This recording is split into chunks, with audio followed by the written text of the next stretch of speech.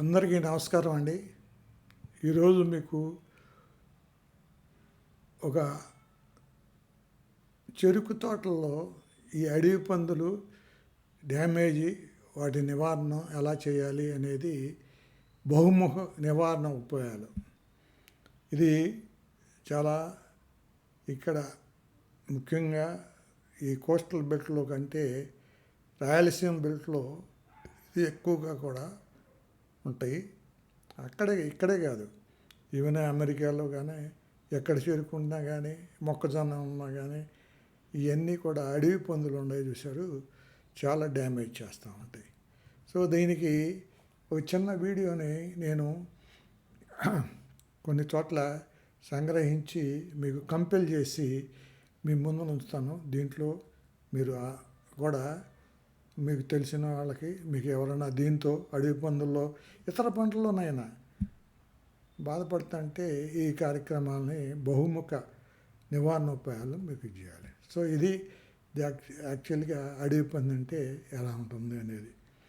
దీనికి ఏంటంటే చిన్న వెనకమాల తోక కుచ్చులాగా ఉంటుంది, ముందలేమో ఈ పొళ్ళు చూసారా, ఇక్కడ మీరు చూడండి, మీకు ఈ పొళ్ళు అంతా ఇవన్నీ కూడా అట్లా ఉన్నాయి. సో ఈ ముట్టంతా కూడా బోర్గా ఉంటుందన్నమాట. ఇది మహా డేంజరస్. ఈవెన్ ఇక్కడ మనుషుల మీద కూడా ఎగబడతాయి అన్నమాట.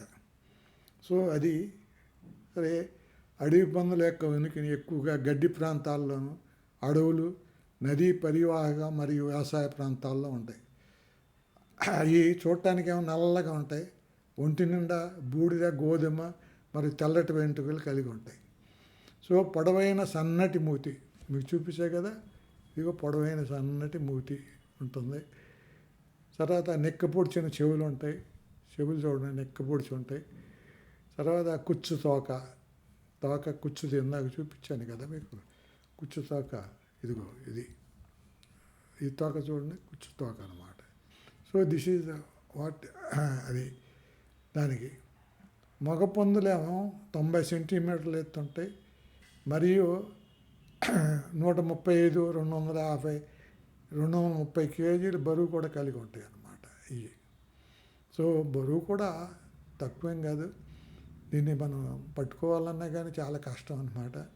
సో ఇది అడవి పందులు ఏంటంటే వాసన బట్టి అది పట్టేసేస్తుంది.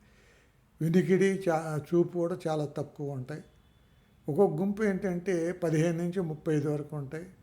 వర్షాకాలంలో 4 నుంచి 12 పిల్లలను వేస్తూ ఉంటాయి. ఆడపందులు గుంపులు నాయకత్వం ఆడపందులేనమాట. అది ఆ గ్రూప్కి లీడర్ ఏంటంటే ఆడపందులు అన్నమాట. ఆడపందులు ఎక్కువగా పంట దుంపలు, పురుగులు, పాములు మరి చిన్న జంతువులు తింటూ ఉంటాయి అన్నమాట.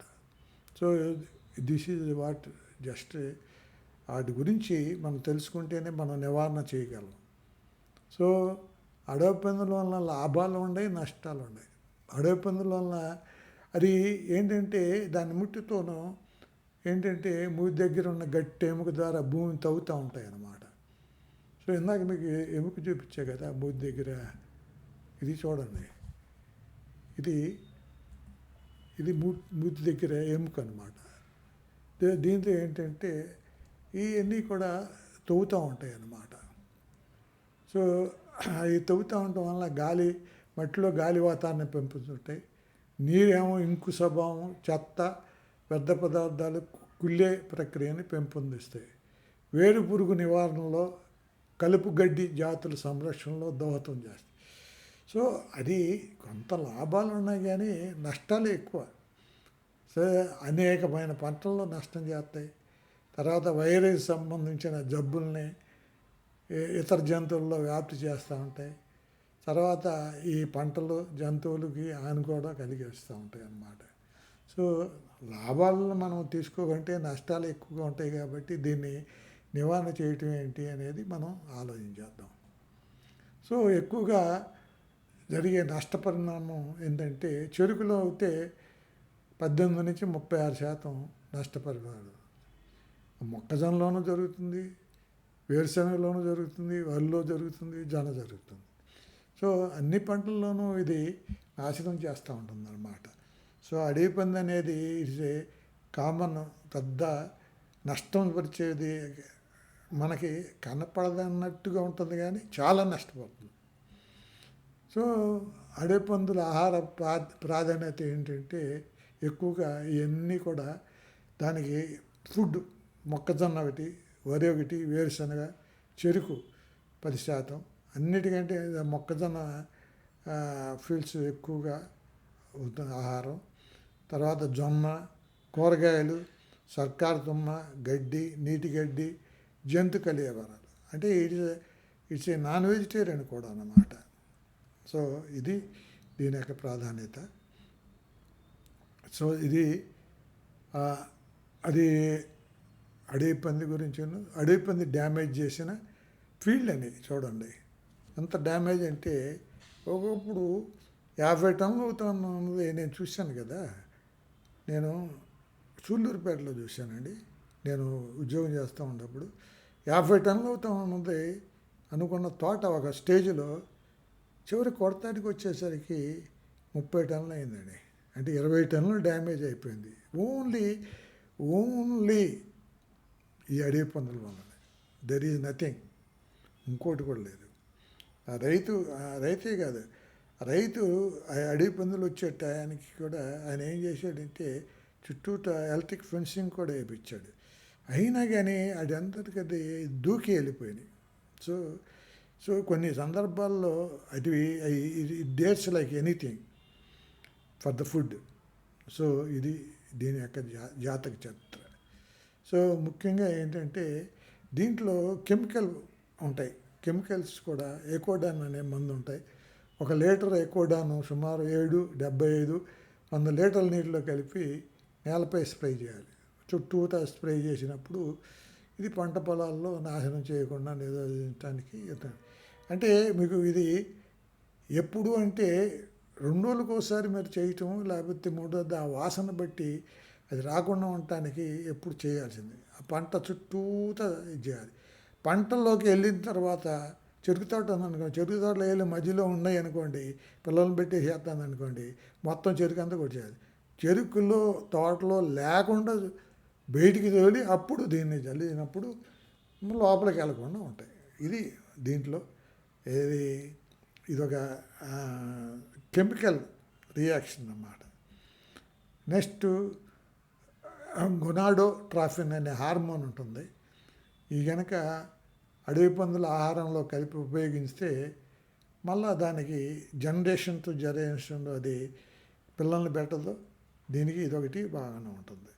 సో ఇది ఏంటంటే దీన్ని తినటానికి ఎట్లా మనం ఆహారంలో కలిపి పెడితే అప్పుడే బాగుంటుంది అన్నమాట. సో ఇవన్నీ కూడా కలిపి మనం నివారణోపాయంలో కొన్ని 2-3 కలిపి చేస్తే ఎఫెక్టివ్గా ఉంటుందండి. నెక్స్ట్ ఇది ఊరపందుల వెంటను నీటిలో కలిపి వడబోసి ద్రావణం చేయాలి. అంటే మామూలుగా ఇప్పుడు విలేజెస్ పక్కన ఉన్న పందులు ఉంటాయి కదా, దాని యొక్క ఇది పేడ కానీ అంటే దాని యొక్క పంటని తీసుకుని ముందుగా పంట పొలాల చుట్టూ నేలపై ఉన్న గడ్డిని, పిచ్చి మొక్కల్ని అన్నీ కూడా పెరికేసిన తర్వాత ఆ తర్వాత 20-30 లీటర్లు ఈ ద్రావణం 100 లీటర్ల నీళ్ళలో కలిపి, అంటే ముందల ఆ పంటని మామూలు డొమెస్టిక్గా మనం వాడే పందుల యొక్క పంటని ఒక 25-30 లీటర్ల ద్రావణంగా చేసి దాన్ని 100 లీటర్లో కలిపి నేలపై స్ప్రే చేసినప్పుడు కలబడే దాని నుంచి వచ్చే వాసన వలన రావంట. సో ఇవన్నీ కూడా మామూలుగా టెక్నాలజీగా మరి ఎంత ఎఫెక్టివ్గా ఉంటుందో నేను అది చూడలేదు కానీ, బట్ నేను సంగ్రహించిన సమాచారాన్ని మీకు అందిస్తున్నాను. అవి మీరు ట్రై చేసి చూడండి. మీరు అందరూ కూడా ఎక్కడైతే దీని యొక్క ఇబ్బందులు ఉన్నాయో అవన్నీ కూడా. తర్వాత సోలార్ ఫెన్సింగ్ పొలం చుట్టూ ఇది నేను చూసాను. ఇది ప్రత్యేకంగా నేను చేయించాను.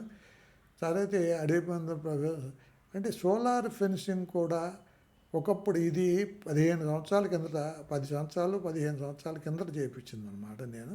బట్ ఇవాళ లేటెస్ట్గా సోలార్ ఫెన్సింగ్ వేరే విధంగా వస్తున్నాయి.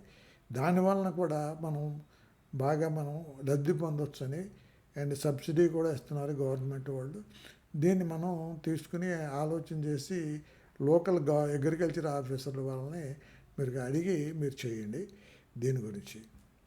తర్వాత నెక్స్ట్ జిఐ వైర్ ఇనుపతీగ అనమాట. పొలం చుట్టూ నేలకు ఒక అడుగు ఎత్తులో కంచెల 2 వరుసల చుట్టూ చుట్టం వల్ల అడవి పందులని పొలంలో చొరబడకుండా ఇది మామూలు జిఐ వైరు ఇనుపతీగ అనమాట.